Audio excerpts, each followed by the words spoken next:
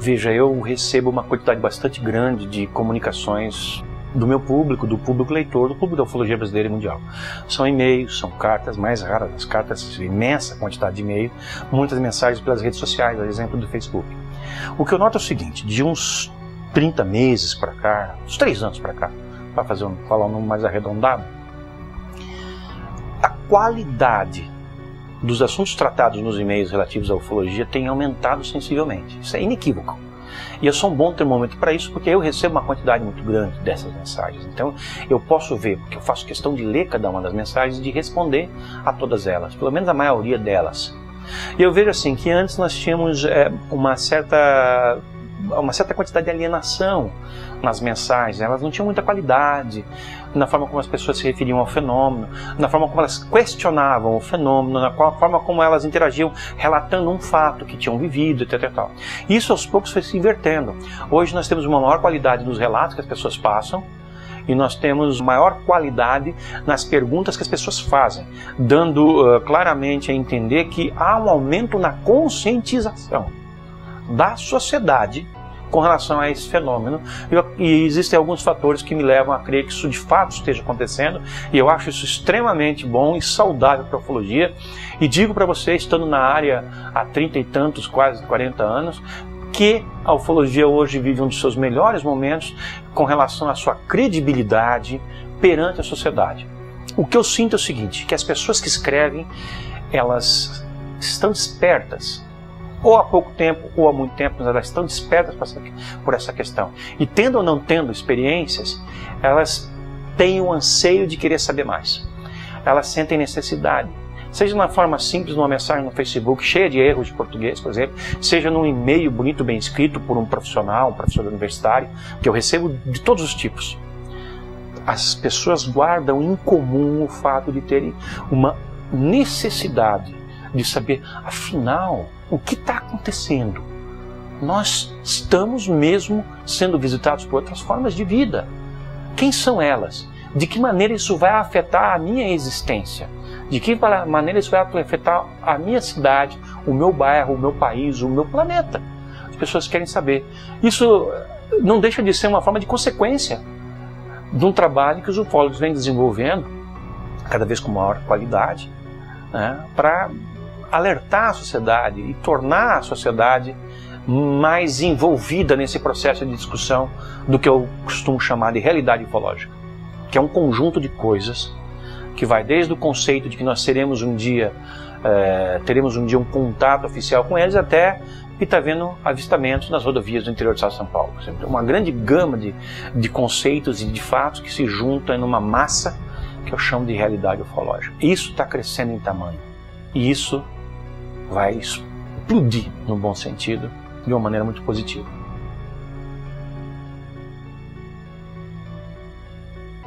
Veja, nós somos visitados por essas outras formas de vida há muito tempo. Desde o mais antigo registro que algum ser humano, nossos antepassados, deixaram lá na pré-história, existem anotações, existem fatos, existem descrições feitas na parede de uma caverna, até em tempos mais recentes, na era medieval, feita em esculturas, em pinturas, em tapeçarias, em moedas, em todas as formas de expressão de uma cultura, escrita, ou arte, ou cênica, a manifestação dessas formas de vida interagindo com os nossos antepassados, mais ou menos numa época ou noutra. As civilizações que habitaram os mais diversos cantos do planeta Terra, extintas ou ainda presentes, todas elas tiveram algum tipo de contato com esse fenômeno. Desde uma tribo da África, até os egípcios que construíram as pirâmides, até os pascuenses que colocaram em pé aqueles moais, até os pré-incas que ajudaram a fazer as linhas de Nazca, fizeram as linhas de Nazca com a ajuda de sei lá quem, as pirâmides que estão pelo mundo inteiro, enfim, os monumentos que sugerem, ou mais do que sugerem, indicam com uma certa clareza uma intervenção tecnológica extraterrestre no nosso passado, eles estão por toda parte. Agora, se você me pergunta, houve uma intensificação nas observações ufológicas nas últimas décadas para cá? Houve. Houve a partir dos anos 40. E o que de significativo aconteceu no final dos anos 40? O advento da bomba atômica.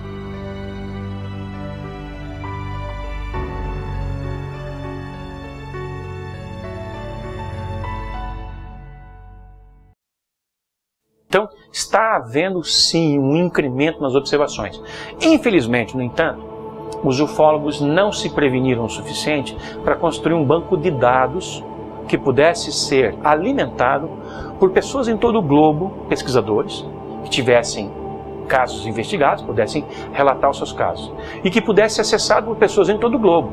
Assim, se todos contribuem com o banco de dados, colocando informações de uma maneira padronizada sobre observações de UFOs, de 0, de 1º, de 2º, 3º, de 4º, de 5º grau, nós poderíamos ter agora, apertando um botão, em tempo real, uma relação de qual é o ponto da Terra onde mais aparece, qual é a hora do dia, qual é o dia da semana, qual é o tipo de nave observada, qual é a trajetória seguida pela nave. Enfim, nós poderíamos ter essas informações e inclusive dizer, em 2013 nós tivemos mais avistamentos que em 2012, que tivemos mais avistamentos que em 2011, que tivemos mais avistamentos que em 2010, e assim sucessivamente. Porém, infelizmente, nós não temos esse banco de dados, ele nunca foi construído. Há bancos de dados setoriais em algumas partes do mundo, que não conversam entre si, e nós não temos, então, infelizmente, uma possibilidade concreta de dizer está aumentando o número de avistamentos. Todo ufólogo vai dizer que sim, mas isso, como eu estou falando e qualquer outro diria, vem do instinto que temos, vem da nossa sensação de que isso está acontecendo por estarmos em contato com o fenômeno. Para mim, é muito claro que está havendo um aumento no número de ocorrências. A prova de que esse fenômeno ele é real, concreto, e não podemos correr dele nem nos virarmos mostrando as costas a ele, é de que vários governos da Terra já fizeram alguma forma de admissão pública dessa realidade. Pouca gente tem ideia, mas o Brasil já investigou oficialmente os discos voadores nos anos 50, 60 e 70, através de organismos oficiais, muito bem estruturados e com ramos por todo o Brasil para pesquisar discos voadores. Hoje nós não temos nenhuma entidade assim e é um anseio dos ufólogos brasileiros ter. Porém, só no nosso continente são 5 os países que têm. O mais antigo é o Uruguai. É um país que tem 5% do PIB do Brasil. No entanto, tem uma entidade de pesquisas ufológicas ligada à Força Aérea Uruguaia desde 1979. Depois vem o Chile, que tem uma entidade de pesquisas ufológicas que é ligada à Diretoria Geral de Aviação Civil, que é ligado à Força Aérea, evidentemente, que é muito ativa, tanto uma quanto a outra, desde 1997. Depois você vai encontrar o Peru e o Equador com entidades desde 2002.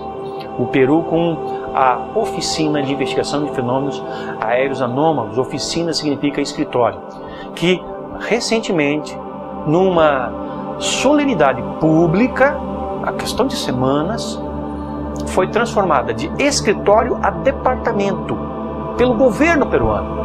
O governo peruano, um país que tem 10% do PIB do Brasil, admite que pesquisa oficialmente discos voadores e transformou um escritório de pesquisas que tinha já um grupo de 10, 12 pesquisadores oficialmente pagos com seus soldos para pesquisar o assunto em departamento, porque reconheceu que a questão é muito séria. O Equador também tem algo assim, mas ainda num estado quase de paralisação. E mais recentemente, em 2010, foi fundado o Centro de Investigação de Fenômenos Aéreos Anômalos, CIFA, na Argentina, uma entidade ligada à Força Aérea Argentina.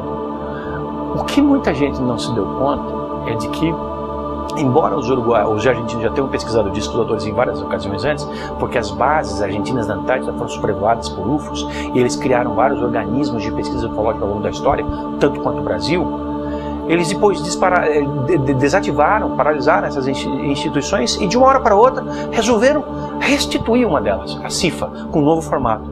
E o comunicado de que isso iria ser feito foi dado entre Natal e Ano Novo de 2010 e logo no começo de janeiro de 2011 a entidade estava funcionando.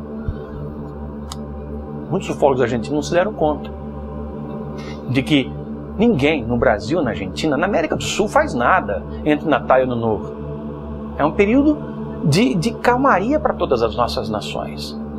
Qual foi a pressa então? O que motivou os argentinos a, alguns dias depois do Natal e alguns dias antes do Ano Novo de 2010, sair com uma declaração dessa, de que estavam finalmente criando uma entidade de pesquisas ufológicas moderna para lidar com a questão? Eu fui fazer uma palestra em Rosário e eu falei isso para os meus colegas argentinos. Vocês não se deram conta de que isso não é uma coisa normal de ocorrer no meio militar? De se dar um comunicado desse entre Natal e Ano Novo? E eles... não é que é verdade? É evidente que é verdade. Houve uma coisa em caráter de urgência que fez com que eles tomassem essa atitude.